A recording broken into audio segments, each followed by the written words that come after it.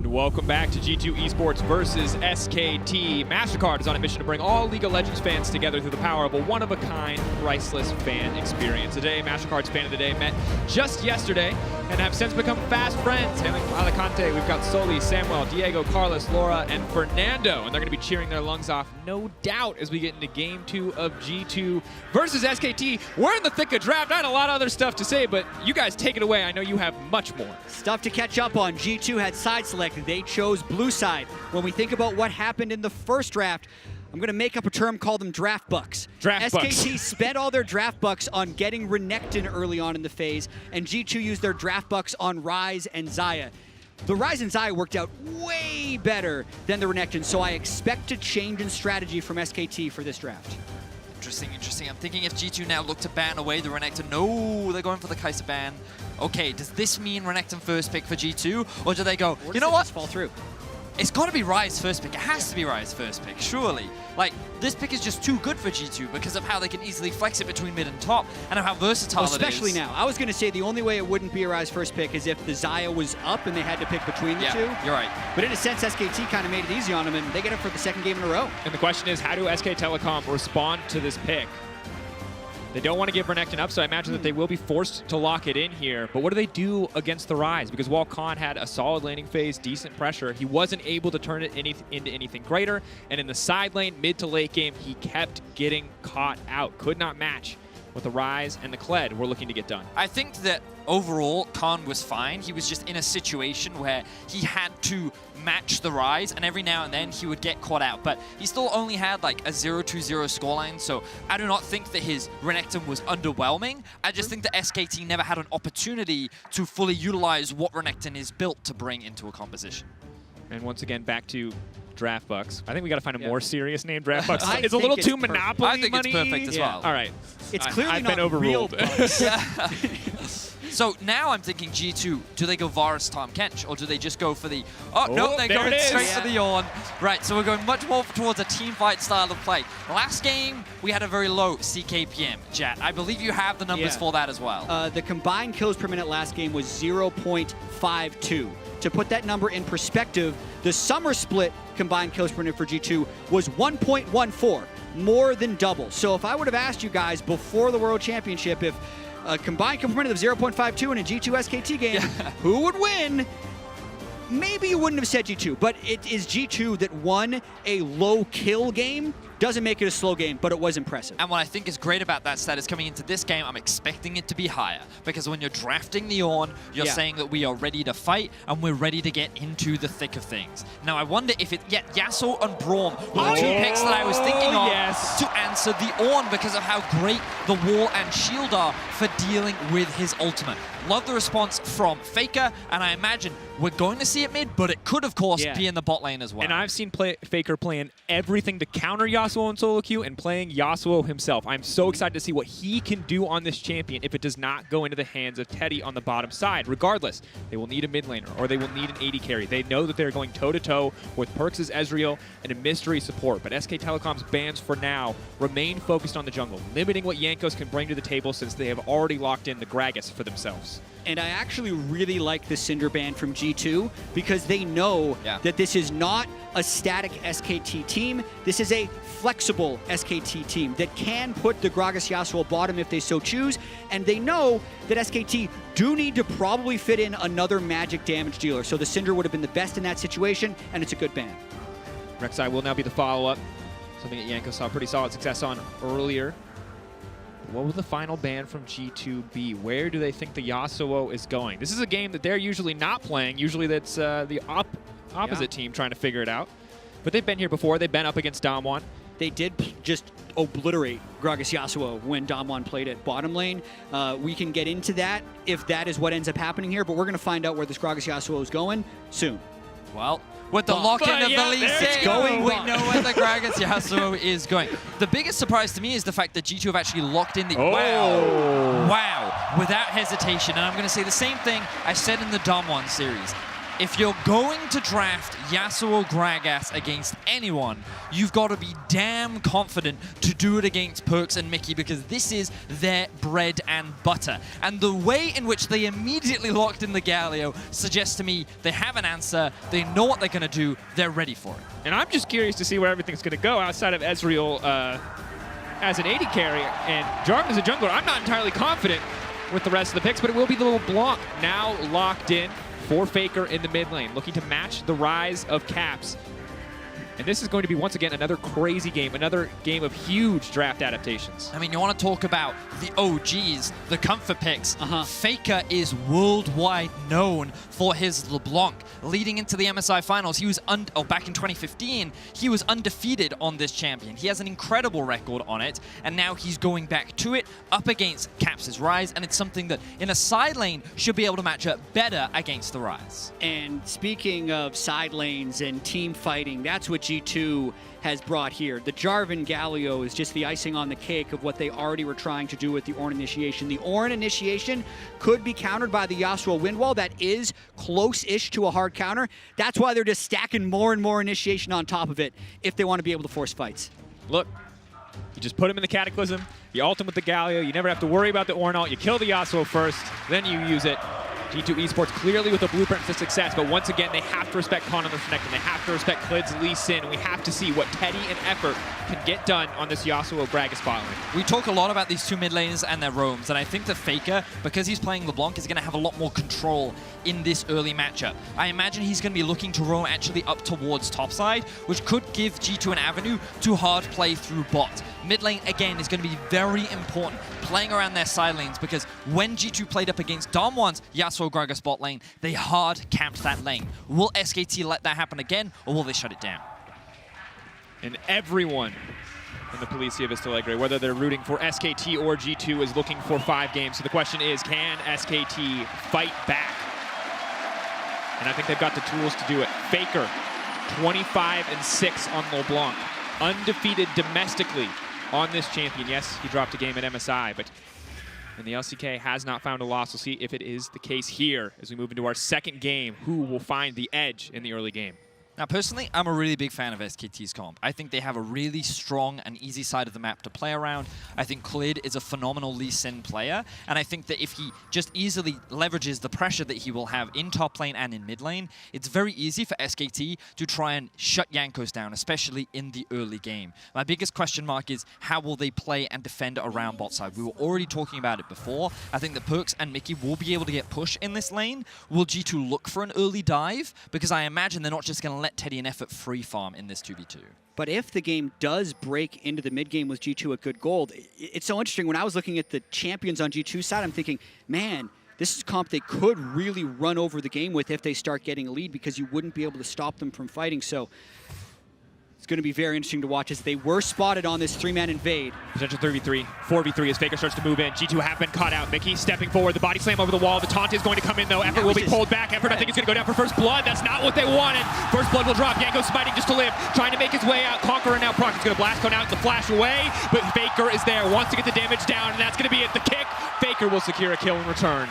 So support for jungler and a little bit more gold onto the Galio and a little bit less onto Faker. Even though G2 gets more gold, that has to be good for SKT. Getting the first kill onto Faker and delaying Jankos' jungle start. Not only did he flash, he used Smite to try and stay alive. We'll put him behind in this game. Yeah, I completely agree with you, Jack. I think that the fact that Jankos fell down means that he is going to be very late to his first camp. Jarvan doesn't even have the strongest early clear, and the biggest issue for G2 in making this early play is that they did not have the early sweeper. Jankos did what he did, where he invested the early ward and then traded it later, but now we see more action in mid. Caps, now it's retreat. Level 2's coming in. The chain has connected. Caps forced to flash to safety, but Jankos is here in the darkness. Level 2 now coming in. Does SKT follow in? Flag and drag, flag and drag. That's all it's going to take. Jankos looking to body block. Will not get anything else. So close. The flag and drag was likely on cooldown because Jankos was actually level 1 clearing that buff, but that was a close one, getting flash out of Caps. So we're already seeing way more action in the early game than what we saw before. A lot of it was actually incited by G2's early invade, with which SKT reacted to accordingly, but we're getting to see the early power of this Lee Sin paired up with the LeBlanc as well. The chain setup is very potent, especially if there's no flash against the opposing mid laner. And important to look at this bottom lane, because in the last time we saw G2 play against it, they were able to dive on this specific wave, but Jankos is delayed because of what happened, and they're unlikely to be able to make a play right now, even if Jankos is in river. It does mean that Jankos will secure the Scuttle Crab. And I think important to note, the breakneck pace of this game. Wait a minute. Try. Very risky. No, Body slam could interrupt. Tornado is prepped. They can't. It's too risky. The wave just isn't there. The enemy minion wave is... What am I talking about? It's G2 Esports. They're of course they're going to gamble it. Jankos only level 2. Mickey can leap in. Oh, Jankos got level 3 as well. Are they really going to try and force this? Perk's very low. Can't just rain down damage from afar. If Mickey can get the Aftershock proc, they can tank for a while. Good bit of poke coming in. That's a lot of wasted not time. to. So, this was overall a massive loss for G2 because in the meantime, Clid was stealing away the enemy blue buff. So he's going to take that away from Jankos, who's already behind in terms of his early clear. Caps cannot roam down as well because, again, as we talked about in the draft, Faker will have pressure in the early game. So SKT are leveraging where they have pressure on the map. They're playing safe, and so far, while the bot lane is behind, this Yasuo has at the very least avoided an early dive. Taunt has connected. Perk's looking to get a little bit of damage now, but the wind wall down comes out. Mickey, with the Aftershock, will be able to back away. For now, Perks and Mickey sustaining pressure on the bottom side of the map. I think important, you already brought it up. Last game was slow, it was controlled, it was steady. But with a Yasuo, with a Gragas, with a Lee Sin, you have to feel like level 6. And we are going to see a very explosive pace of game. Now, what I want to note is on the minimap, you'll see this very small ward that has been thrown into the enemy jungle. This is what Khan loves to do with his pressure. When he pushes in, rather than just put a ward where you can see from Wonder just in the river, he likes to get deep wards in. He likes to know where the enemy jungler is and what he's up to. And now, he's just got vision on Caps. He's soon going to get vision on Jankos. And this enables Clid to move around the map a lot more freely and look for better opportunities for his team. I think that's a good call out, and we're going to need to track whether or not Clid can get something done specifically in that mid lane. They know they got Caps' flash down on Ryze, and if they can actually get Faker's LeBlanc significantly ahead of Ryze, they would have a chance of stopping that Ryze monster split push that ended up being one of the biggest reasons G2 won the first game. Now we can see Mickey on the roam once again. He is hanging around mid lane. He will be spotted out by Clid once again, though, and this is why it was important to note that Perks was delaying the backs from Teddy in effort to give Mickey the freedom to move up towards mid, but importantly, it gives Caps the opportunity to push out this wave and relieve some of the pressure from Faker. Huge trade in favor of Caps there. Faker not wanting to burn any of his mobility there, and it will cost him a decent amount of health. Of course, last stack of the Corrupting Pot. Does not have TP, has the Ignite. Oh, Mickey. Cheeky steal. Little plays like that to build up the overall pressure of SKT. That delays Clid's level 6. It means his gank might not be ready before Caps is also level 6. All of these things that G2 is doing, including crashing the wave, including interrupting the recalls, their pressure is building up a little bit, and you can see it with the 500 gold lead. Wonder, TPing right back into top lane, getting more aggressive, early armor. Obviously very easy for him to itemize against this Renekton, a natural path for him already to get that Iceborne Gauntlet. And on the bottom side, Perks and Mickey continue to be confident to step forward, knowing Clid is on the top side of the map for now. Level 6, though, I think, is where this lane might just shift away. Body slam in, trying to extend the trade. As you get a few more levels in the Yasuo, it gets much easier to collect all of the CS once it hits turrets, so I don't expect this CS lead to advance too much further. Very easy, as you can see, for Teddy to get every single CS that crashed there, and the lane is kind of neutralized at this point until they hit 6 or until they get ganked. What I do like about the Galio pick into this matchup is typically, especially around level 4, 5, and even 6, SKT could look for an all-in, but Galio makes it very hard because of the taunt that he does bring. Now we see Jungler hanging around bots. They're now stepping in. Jankos is on the way. The taunt is going to connect on both. The Flag and Drag comes through, and Teddy now has to run for the hills to dash through. The Tornado can buy him a bit of time as he retreats. The rest of the team now collapsing. They're only going to be able to grab one, but a clean play from G2. And Jankos was just laying in wait. They'd accumulated some of that pressure earlier by delaying recalls, by getting the Gromp steal, and they convert it with that kill, but SKT goes straight back for the Drake. Khan can come over the wall. Hoping Caps checks. Faker can set it up. Chains come out. Khan, is he willing to flash under the tower to try to secure this one? Caps trying to make his way out to safety, but it will not happen. That's going to be the kill, but the Dragon has been stolen away. Clean play coming in from Jankos. Blow for blow being matched. So trades keep coming in from both sides.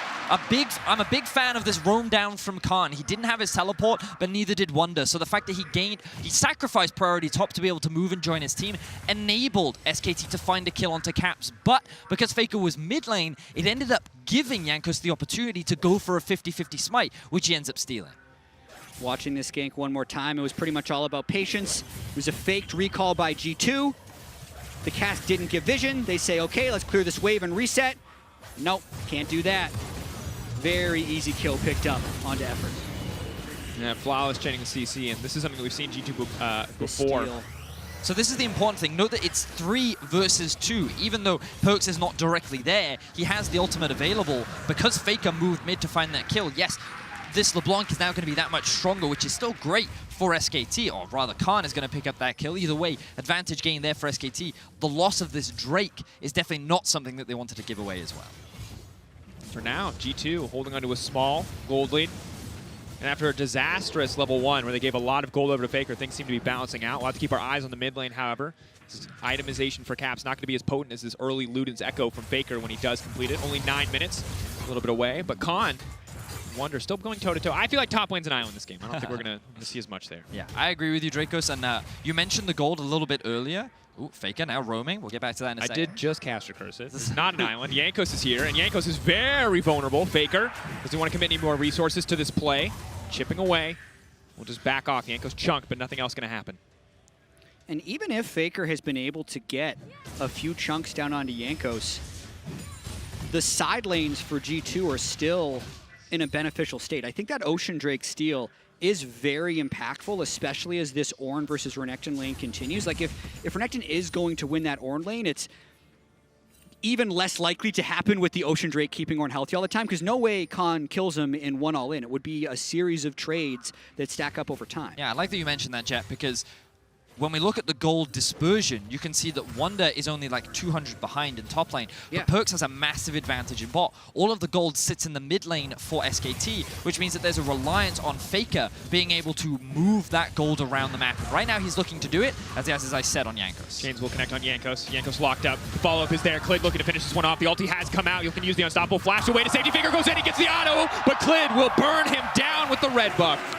SKT did expend a lot for that, though, as G2's looking for more. Caps now coming in. The taunt will be able to connect, but the knockback is there. Klid get by the double. Caps trying to delete Faker, but Faker goes invisible. Realm Warp now coming out. Caps looking for the fancy footwork. Will take him out to safety, but Mickey has to run for the hills. Justice Punch will get him away. And a massive team fight win here for SKT. Khan with another good roam to force Caps to use his ultimate, but this was a situation where Jankos did not have cooldowns. Faker using the pressure that we wanted to see him have, find a pick, which converts into another kill onto Perkz, and now SKT are starting to claim control over the gold lead. And all of that was while Teddy was bottom lane, so they're going to convert plate gold onto the Yasuo as well. So while G2 had been kind of holding on with the overall pressure, if Faker and Klid can now get in there and start transferring this 2v2 power throughout the rest of the map, that would be SKT's path to victory.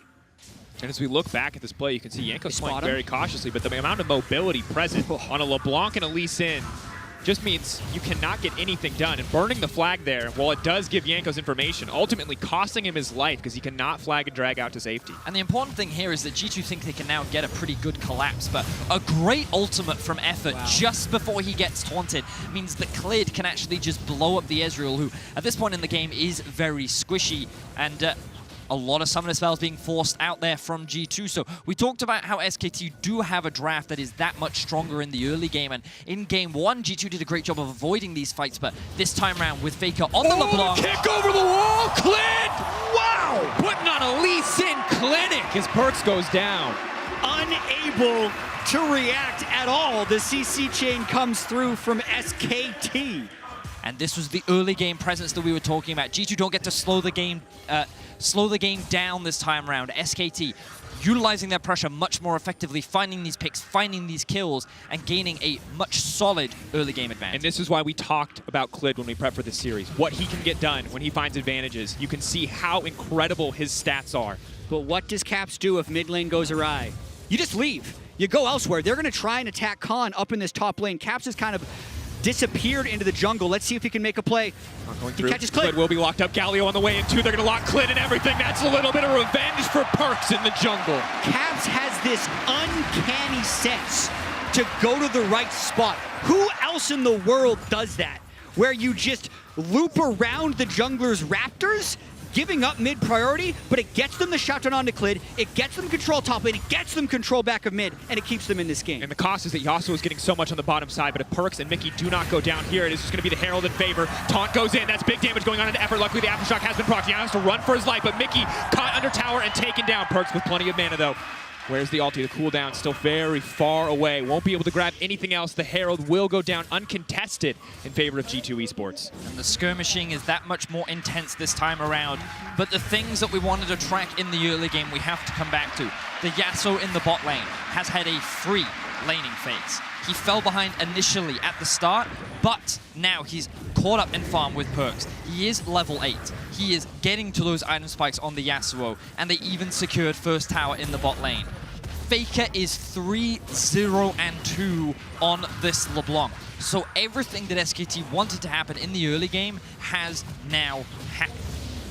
And now with a Mountain Drake backing them up as well, it's going to make the side lane threat, if left alone near those towers, even bigger. And a team that normally I wouldn't be concerned about taking Baron now has a very real possibility of doing so. As we take a look back at, well, Clid's monstrously in. Shifts in for Faker. So now Clid knows Shift is down. He says, okay, you're dead now. He technically had Flash, but there's no human that can react to that play in time. Very strong statement. No human being can do it. Faker's not human, so I mean, maybe he would have been able to do it. You need to be a deity or a god. Sorry, buddy. You got to work your way up. And of course, very back and forth, highly contested early game once again. Last game was slow. Yes, there were kills traded back, but it was not nearly this explosive. And at the end of the day, gold just about dead even. Drake traded for Drake. What is impressive to me is, I'm having a quick look at the gold right now, and Caps has actually built up a 100 gold advantage over Faker. Faker's 3-0-2. Yeah. And I think a lot of that actually came from the top lane plates that were funneled into him when he made that roam up towards top side. So even though he was down in laning phase, Caps is now becoming this side lane threat, which is very valuable for G2 as they enter the mid game. And again, we're seeing a move down bottom lane. They want to get Khan. Ulti coming out, but it will not connect. He's under the tower. Wonder needs to make it out to safety. He's going to dash away, but Khan will not be taken down. In the meantime, Yasuo has already dropped a tower. Teddy getting a lot of work done. G2 behind the play on this one. When the dive went awry, Teddy got so much in return. And Khan needs to be able to continue to do that because that can open up the map in a huge way. In game 1, G2 was able to get that 4-man dive down onto Khan. Here in game 2, Khan is successfully able to defend, and SKT get the pressure on the other side. And why does this look like a reversed version of game 1? Because the team swapped sides. Now it's G2 on blue. I was referring to like they're contesting the top lane tier 2. Oh my god. Did you really just tell? You're supposed to be not. You're supposed to help me. I really like Mr. LEC I mean, he caster. makes a really good point there. Okay, I'm just thanks. saying. But I understand what you're trying to get at, Hidden Dracos, which is very much that SKT, they're trying to play the map. They're trying to play the side lanes. It feels like that they're the ones answering well whenever G2 try to force something, and that's because you're right. It is largely thanks to the early game leads that SKT have built for themselves. And we keep coming back to Faker, but a lot of it is also about Clid. We highlighted what he can do on this Lee Sin in the early game, and the maps that he sets up for his team, the way in which he utilizes vision and how he works with the pressure that he has to get deep vision, gives the freedom for SKT to be able to make these plays on a side lane. And now the onus is on G2 to try and find those team fights. They're now in SKT's shoes, similar to what SKT was feeling in game 1. And with Ornn approaching level 13, he'll be able to upgrade Perks' Trinity Force when he's able to get there, inject some gold back into G2 to potentially give them a chance in a team fight. And Perks in general is a player that I want to watch this game. He got instantly killed in the first bot jungle fight by a good E from Effort with his E and his flash up, and he died the second time also with his flash up. He's been, I feel like, the best Xayah at the tournament, maybe the best Kai'Sa. Those two champions have been immaculate for him. We haven't seen much tape on his Ezreal, so he needs to also have a big game with all these things that are trying to get on him and one-shot him. If he can avoid that, it can buy G2 a lot of time in these fights. This could be his moment. G2 is grouping up in the mid lane. SKT is poised to answer. Khan has TP. There's no vision bot side, but with the wave in G2's favor, I'm not sure if SKT want to force it. All it takes is a single good cask or body slam to end a fight in their favor. Faker waiting in the darkness. Look at that vision setup from SKT. No one in G2 can walk into that jungle. Yeah, thanks for drawing attention to it, Drakers, because you can see how much control they have over the bottom side and how little G2 can actually see. They have to use their pressure mid, and they have to group up as 4 in order to move into their own half of the jungle. But once again, it is Caps on a side lane. The rest of SKT trying to barrel down mid, but Faker is looking to respond. And Faker has to match. The non-teleport LeBlanc is going down there to match. So for now, just Caps' split pushing and map instincts have been so valuable for G2. Without his roam into the top jungle or his split push presence, this game would likely be snowballing in the favor of SKT, maybe 3,000 or 4,000, but Caps is keeping them spread out. And what a story for Caps this has been. The gamble that he took, leaving Fnatic, a team that made it to the World Finals last year. And honestly, he had a disappointing World Finals last year. Rookie made him look like a fool. He was outed and he was obliterated, and many fans said that he just could not compete. He choked against the best in the world. But at MSI, he had a better performance, and now he is one of the key parts of G2 that is enabling them to go toe-to-toe with SKT. And even Caps' summer split looked underwhelming based on some of the early expectations, but so far at Worlds... He wasn't even on my top 20, Jack. Yeah, it wasn't. What are you doing, Vedius? He was, I think he has been G2's best player so far at this World Championship. I agree. And it's an interesting trend for G2, because it always feels like one player is the rock. The source of consistency when everyone else on the team wants to take these high risks, and for this tournament, it has been Caps. And the question is, can they take this fight? Mountain has been started. For it. Faker, all right, I'm going to walk in. Mountain Drake goes down. G2 have priority over the mid lane. Perkz has to be very careful as Faker fearlessly steps forward. The knock will not connect. Khan waiting in the darkness. That is a big Renekton. The Gragas Cask could turn everything. Clit has been taunted up. They're trying to lock the CC together. The knock will connect, but Clit still manages to make it out. And Caps zooming in and out of the fight. SKT need to pick their moment, but G2 not able to get anything done as the wave is just deleted. Well, ultimately, SKT walk away with a Drake. They keep their mid-tower alive. They're going to use this opportunity to reset. Caps is actually going to realm warp the minions in so they can siege just as a reset is coming through from Khan. He's going to TP back in. B, Teddy finds the knockup. Khan is there. A little too late. Faker low on mana, probably has one more combo left. Khan comes in, Ornhorn comes out, Windwall has now been used, the knockback is there, SKT just looking to disengage. There will be no follow-up from the last breath on Teddy. Yeah, I think G2 played that well. As far as teleporting in and not having the angle on the Drake, they did a lot to just cut off SKT's access to mid lane, and then even after their original minion wave died, most teams would say, well played, SKT, I guess we lose that one, but they just realm warp the next minion wave in, and they get an additional teleport of SKT and still get the mid lane turret. And as good as it is to have that mid lane tower, it is a trade for game-long power in the form of the Mountain Drake for the mid lane tower now. So the question is, what can G2 get done with this mid lane open? But also, what can SKT do with this mountain? Because one of the things we often see G2 do is two-man Baron takes. Yasuo is exceptional at securing Baron as long as he has a bit of a front line. He can have Clit do it, he can have Khan do it, it doesn't matter. But when you have double mountain with Yasuo at 2, maybe even 3 items, SKT could sneak this one away. So vision control around this objective is very important for G2 because you always have to respect that possibility. And as you mentioned earlier, Jad, as we get later and later, the good news for G2, even if there's a small gold discrepancy and even if the mountains are stacking up against them, is that Wonder will be able to get some of these items down. Has upgraded already the Trinity Force on the side of Perkz. He's at that 2-item point we always like to talk about. Caps a clean flash out to safety. Would have surely been death, but now they're still trying to follow up. The taunt is there to stop Faker from going any further. Caps now on the retreat. Phase Rush has come out. Perkz going into the midst of everything, but the knockup is there. The last breath, and it will be Caps's as the shutdown comes through, but Perkz is not done yet. He wants to make the difference. Yanko sleeping in. Will they re-engage? He gets the shutdown, and now they're in the Cataclysm. Khan is into the backside, and Perkz gets cut down. The sweeping blade from Teddy. Yet another knockup. Wonder wants to turn this one. Wants to find the knockups back onto Khan, but it is not enough, and this is a monstrous performance from Teddy. This is the Yasuo dream. No one can lock him down as Khan, Teddy, and Clid tear through G2 Esports. Goodbye to Mickey. Goodbye to Wonder. That will be the ace for SKT. Okay, Teddy's Yasuo is clean if there were any doubts before that fight. And what a brawl that ended up being. Caps initially avoids the engage. SKT continue to fight through, and both teams opt in. Now with Double Mountain, they want the Baron, but Caps, he's back. We talked about it, a fantastic tournament so far. SKT, they're not going to fully commit. The health bars are simply too low. That could have been his moment, but SKT will not give him his shot. And it's SKT punishing Caps once again. They found an opportunity to do it in game 1. Now Caps is staring death in the eyes. Posey was delaying right there, desperate to let him know, but he can't hear you, Madrid. He can't hear you from the grave as he gets cut down. He's running for the hills, but it simply will not be enough. Caps gets taken out. He's buying time, but that's going to be it. Faker grabbing the kill as G2 desperate to get some vision down. The only bright side for G2 is that SKT have not reset yet. They're going to delay the resets even more.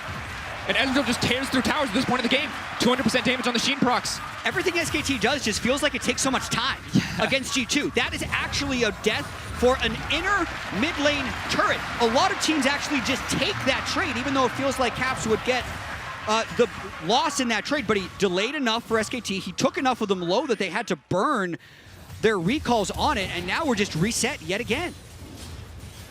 And what a series! Yeah, can we just appreciate it's not only game 2. Just appreciate what happened. We're gonna watch this fight one more time. So instant flash there to avoid the knockup, and then effort. It looks like he might actually die, but he ends up going all the way through to start the initiation. Now Caps wanted to use the phase rush to get the bonus movement speed to get out of that situation, but the chains are just so long that Faker was still able to find the binding, and that's what allowed them to collapse. But you can see the damage that came out from both Perks and Caps to allow G2 to get the re-engage, which they think is in their favor. Oh, but it's not. And this what's your move replay. You can see Teddy's move is just to style on everyone. And also Khan, who had an underwhelming game 1, made a great play this fight to close the distance onto Perks and help combo up with Teddy. So Khan actually got most of the kills at the end of that fight, even though it was the Yasuo who did the 5k damage. And really, just the difference in build once we get out of the damage graph here, it's going to show you a very different story. It was Spirit Visage, it was Titanic. This game, we're back on the Spirit Shojin for the Renekton. We're back on the Black Cleaver, and this man has to be respected. 5-0-2 on this champion. And this is still anyone's game. We just saw Mountain Drake being taken, but it's only a 1.3 thousand gold lead, and SKT's actually doing Baron on a control ward. So either they do a 50-50 or they fight right now. Ulti's coming out. Wonder wants to knock it over the wall, hoping to stop the Windwall from responding. Can they get anything done? But no, the Baron has gone over. The Galio ult burned a little bit earlier. SKT are just going to back off. They're going to get 5 members strong with the Baron. G2 were not ready for the play. The double mountain with the Yasuo with just straight up confidence coming out from SKT to know that they can melt that down. I wonder if they actually saw Mickey on the reset, knowing that they had the numbers advantage, because the way in which they just forced that play, to me suggested, okay, there's no way G2's going to be able to answer in time. And as we saw, they walk away with it with all 5 members. And they never let Jankos get in range to force a 50-50. Effort used the ultimate to peel him away, and the flash was down from a previous fight, so they felt relatively safe with that secure, but that's a gutsy call here, because if SKT give up a Baron there, they'd be staring a 2-0 deficit in the face. They need to close out this game to make it a 1-1. As we check in across the board for itemization, double masterwork items for the Ornn on the top side. Perks finishing that 3rd item alongside the QSS. SKT will be uncontested for now on this tier 1 tower. X-Flash coming in as Mickey will just retreat, but have to give respect to this SKT lineup. The LeBlanc, the Lee Sin, the dive threat here with the Yasuo last breath as follow-up. It is very difficult for G2 to push forward. Still threatening and clearing out the waves for now. Faker playing with fire. Yeah. He distorted in just for a few autos. Wait a minute. And now gets his passive burned by Perks. Faker a little bit lower, but that's the top lane tier 2 down. And this is the largest lead that either of these teams have had so far in the series. Faker might die if Perks lands. Ulti, Faker, dash away. Doesn't fall for it. Almost jinxed him. Does not need to dash, and Mickey just trying to be a vanguard there. Body block for Perks. Now, SKT would like to just reset. They still have a minute left on the Baron. They had pings coming down onto the mid tier 2 and the bot tier 2, which clearly suggests that they want to try and break these tier 2 towers down before the next big fight occurs. And they should have the time to do it. And G2, they're now on the back foot. They're playing much more towards the scaling aspect. Their teamfight prowess is still strong. But what we're seeing from SKT is that SKT's composition, because of the Yasuo and the Gragas, it's very easy for them to start things. As long as you get a knockup, the Yasuo is going in. And as long as SKT keeps starting fights on their terms, it's always difficult for G2 to answer, largely because of this wind wall mitigating Wunder's ultimate. I agree, but SKT also have to make something happen with this Baron buff. It's definitely true. Teddy now stepping forward. The knockback is there right onto Perks. Perks now going to leap out to safety, but it's not going to be enough. Teddy trying to cut him down, and he will find the kill. Teddy getting everything kicked off the last breath. Coming in, the combo of the Gragas and the Yasuo so clean, but now Faker's been locked up over the wall. Maybe they can find the kill, but no, the distortion will take him back to safety. G2 just doing what they can to hold on after Perks drops. That's a huge play for them to try and actually get some turrets, because SKT also got a Baron in game 1. They were unable to get a meaningful enough advantage for them to be able to win that game. This time, though, they get the pick onto Perks, and they have 27 seconds left on this Baron to try and break inhibs. G2 need to pick their fight. They need to pick their moment. But they're running out of time. Mid lane will break. The inhibitor now next on the list. 4 members moving up from G2, but it might mean giving up bot lane if they go to contest. The wave now crashing in on the bottom side. Khan and Klid ready to threaten. SKT will retreat, though, happy with just the mid lane inhibitor. A sole pressure point for the next minutes. Very clean play overall from SKT. Yep. Little to criticize. They've now ballooned the gold lead to about 6K. It was a very tense mid game, but the way in which SKT have been executing these fights, their punish playstyle where they were able to catch members of G2 off guard, out of position, and out-execute them on fights is what has now led them to this positioning. They're set up to bring us to a 1-1. There is still room and opportunity for G2 to bring this back, but right now this is looking like the SKT game. You can see Perks burning the Arcane Shift there. It means he can't get away, and an easy fall from Teddy. And once you are behind in a trade against the Yasuo, you're pretty much just dead. Ooh, the timing on that flash to close the distance as well as avoid Wonder's Horn. Very big for Teddy. He's got to be sitting on a large amount of gold. Yeah, Teddy's on 2.7K. Wait to see what he ends up upgrading here, because it's the Yasuo who'll be looking to hard carry these fights now. And it's going to be the Bloodthirster. Just trying to match the damage output. It is only 2 damage threats on the side of G2. And I think it's important to note that while G2 go in very well, they do not get out very well, which is the difference for SKT. SKT can dictate a fight, but with the kick, with the barrel, they can also say, no, this is a fight we do not want to take. Whereas you saw there, Perks, if he ever gets caught, no one can save him. For me, one of the biggest differences from this game to last game is the fact that Faker is on a champion that can match Caps' side lane pressure. We have not seen Caps generate the same threat on a side lane that he did in game 1, and a lot of that is because even though Faker is only running Ignite, Caps can't afford to overextend anymore because he can actually die in a 1v1 against this champ. And I think additionally, instead of a 0-2 Renekton, it's a 5-0 Renekton. That so also helps, yeah. He too can match the rise. Like, the champions are the same, but the game itself is played in a different way. And I think with 52 seconds on the Baron buff and no vision yet acquired by SKT, this is where G2 need to get in there first and try and set up a pick. I mean, how many of these games felt like they were about to break until G2 found a pick? So that's what they need to go for here. They actually just see Faker, no teleport, no mana. It would be a moment for them to try and do something. Still giving a lot of respect to Teddy, though, retreating in the mid lane. Faker not even backing yet, still confidently stepping forward, interrupting a little bit there. And SKT just exerting their dominance, setting up around this Baron. 23 seconds until it respawns. Yeah, I'm a little surprised Faker's sitting around with such Lamana. His blue buff is up, so he's actually not going to recall. But yeah, they're fighting bot lane. Caps now trying to use the Realm Warp, but baiting. Now going to try to step away. Khan will find the knockup. Wonder now coming in, wants to get something done. Caps is going to be in trouble. Khan gets in and gets out, takes down Caps. Wonder just has to be next on the list. Teddy and Khan should be able to walk this one down. The Orange does not have enough damage to kill both of these champions. Knockup's going to be there in just a moment. Wonder taken away, knocks down both solo laners, dropping in that exchange. And this is Khan's game. He is stepping up in a huge way. G2 needed to try and create that two-person side lane play that had worked for them throughout the entirety of game 1. 5-0 Renekton, man, what are you really going to do in that fight? He just destroys Caps. Looks like whatever it is for G2, it was not enough. And now, with only 3 members of G2 alive, SKT can easily move towards the Baron and secure this objective. We were talking about how this looked like SKT's game. G2, it's very difficult for them to come back. With the draft that they have available to themselves, it's going to rely on a massive mistake from the side of SKT. And with this Baron buff, this next push should be the things to settle it. Yeah, watch this duel one more time. Khan also has a GA with the Sojin. It's the cooldowns, and it's all about access. Can Caps root and run with Phase Rush enough? Because the Slice and Dice followed in the right way, and then also because he just has so much burst, you never even get the Ornhorn to come through. Great execution there from Khan. Very little onto for Teddy, though.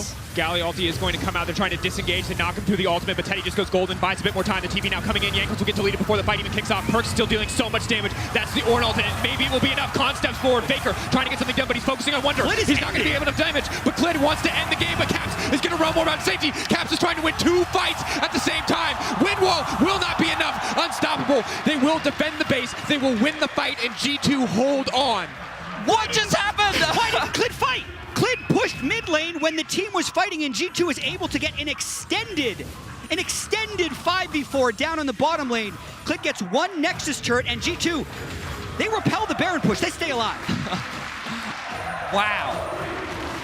We talked about how SKT needed to make a massive mistake for G2 to stay into this game, and that was the mistake that G2 were looking for, because as you rightly said, Jack, this was a split decision from SKT, and I think Teddy is playing this about near flawlessly as he can, right? He gets the stopwatch, he nearly solo kills Jankos, he's just waiting for the TP to come through, and keep your eyes on the minimap rather than the fight. Clid is walking in with the minions, and he's like, if all 5 members are there, let's just try and end the game with the Baron buff. And while the fight is taking place, Caps then notices. He throws out the Realm Warp in the middle of the fight to say, okay, I need to get back to my team.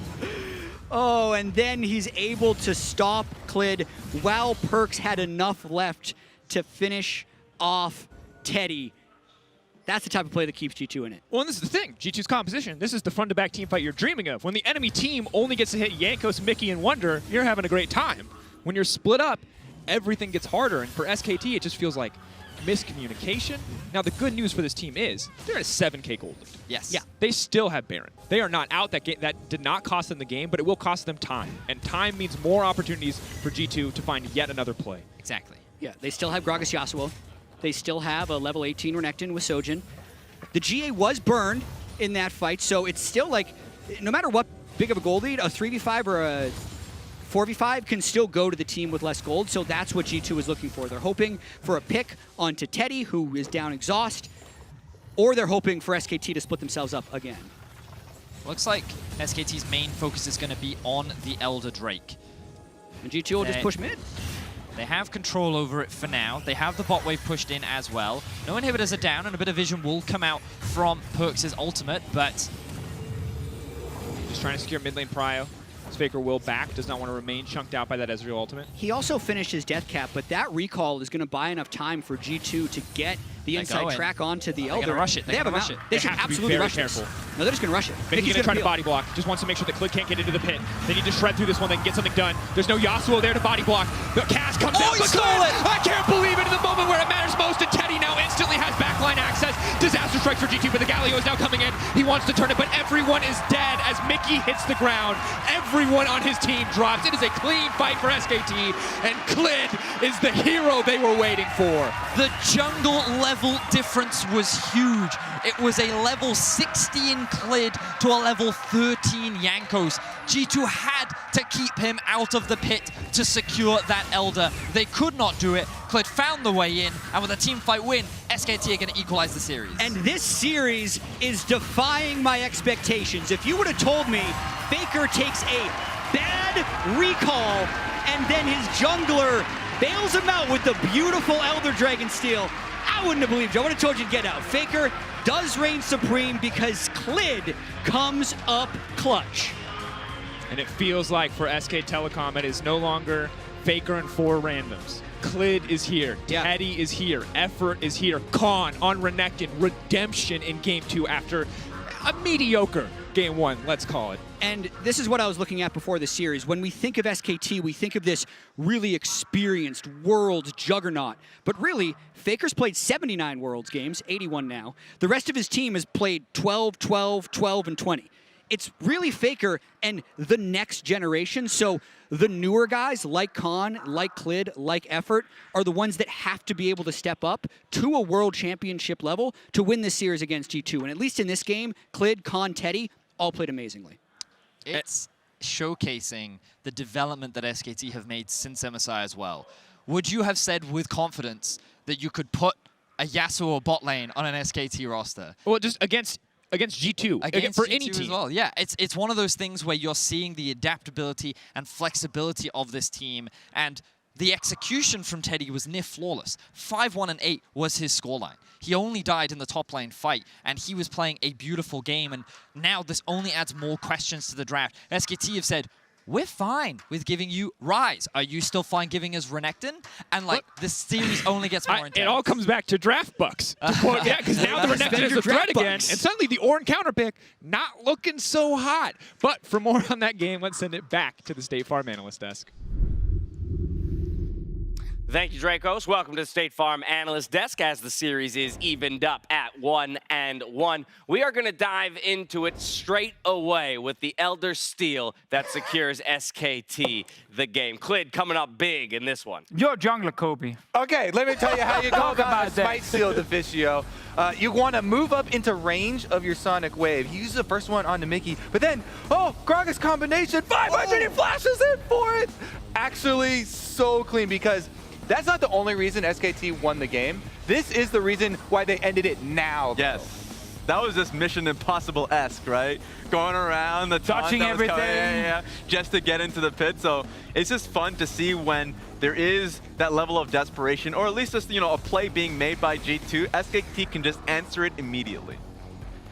Expert play out of Clid there on that Lee Sin, one of his signature champions. And as you can see here behind us, the team comps for both of these squads. I want to talk about some of the adjustments that were made here by SKT in order to come out ahead in this one. Much more of the early game was controlled by SKT with some of these more early aggressive picks from, say, that Lee Sin and the LeBlanc for Faker. Blast from the past, Bengi is watching somewhere, right? Just being able to watch the LeBlanc Lee Sin come through, and it was just an over... they were prioritizing that mid jungle heavily, and I love the fact that Faker recognized that this comp was around him and was playing that much far forward because of it. Yeah, because the mid jungle was so key, because bot lane, when you have Yasuo, you don't win lane early. You are actually supposed to get pushed in. Typically, G2, we saw it actually earlier at Worlds already, they will push in first wave, Jankos comes down for a level 2 or level 3 dive, they kill the Yasuo. It didn't happen this one because level 1 invade kind of went a bit wrong, and then SKT actually invaded on the red buff almost and stopped Jankos from going bot, and that meant Yasuo got to farm, and we were just kind of waiting for something big to happen, and it was around mid, obviously. I also love how Faker uses LeBlanc specifically and the passive. A lot of people, when the passive triggers, they're like, oh, that's my lifeline. Oh no, I need to get out. I'm very low. He always moves the clone up to go for these trades. He looks for these offensive moves to try and use it as another cooldown. Here's the chase down onto Jankos because they saw him use the flag into the river there, so he knew he couldn't get away. Exactly. The fact that he saw them coming, but it was far too late, and then it resulted in this fight. But also credit to effort here. He actually left a losing lane that was pushed in to go up here early, knowing we're forcing a fight. And also Khan, look, he moved from top much before. That was so clean by effort with the body slam, right? That's what we're highlighting? Just a joke. Yes. Of course, it's the Lee let's see it Sin. again. Boom. Show it to me again. So besides the fact that he ward hops after they just briefly lost vision and he's just tracking him as he's moving in Fog of War, you can also trigger your R and then flash to change directions during the windup so that there's no moment in between for the enemies to react. The Elder may have been the game-winning moment, but this was probably the point where the game really turned on its head. And Caps actually did a great thing by flashing away from the ult from Gragas, but then he took the trade anyway and was surprised with the amount of people getting over the wall.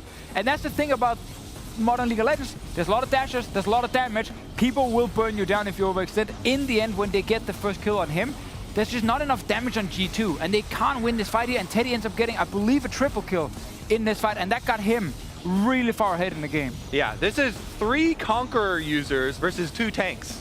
Let me tell you, that is no contest. There is nothing that the tanks can do to take down any of those users. In that one fight, we saw 2 opportunities where G2 were surprised at SKT just diving through. The one point that you mentioned, Rise, kind of getting some damage down before he ended up completely backing away. Didn't expect SKT to just dive for his head. Yep.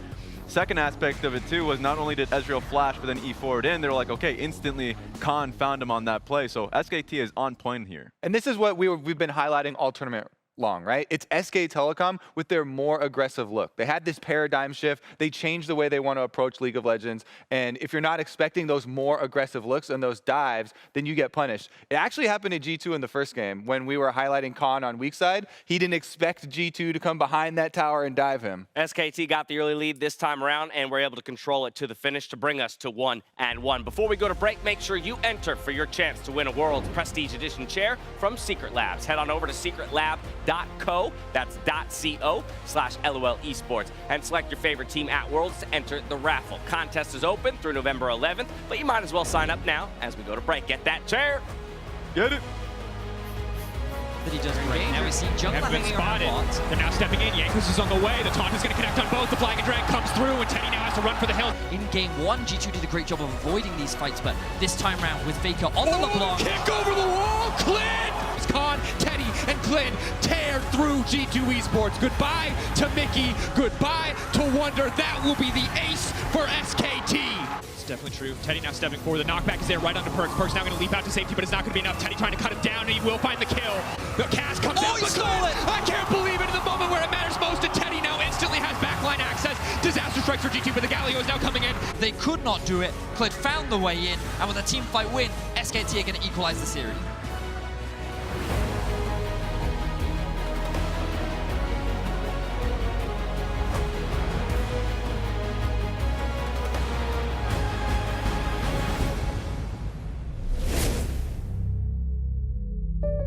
So Josh, you going for our Drive Safe and Save discount? Yep, using the app, driving safe. You wanna go? You wanna go, bro? Hey, do not mess with my discount. Woo! You can save up to 30%. Let's go! Nice to meet you. Go get him, Tiger. Woo! Sounds like you've got this. Yeah, definitely. Get a discount up to 30% with Drive Safe and Save from State Farm.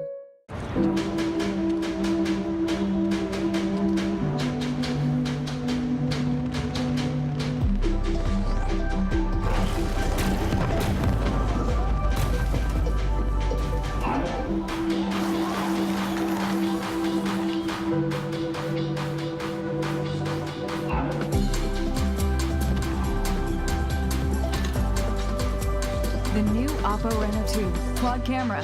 Zoom into imagination.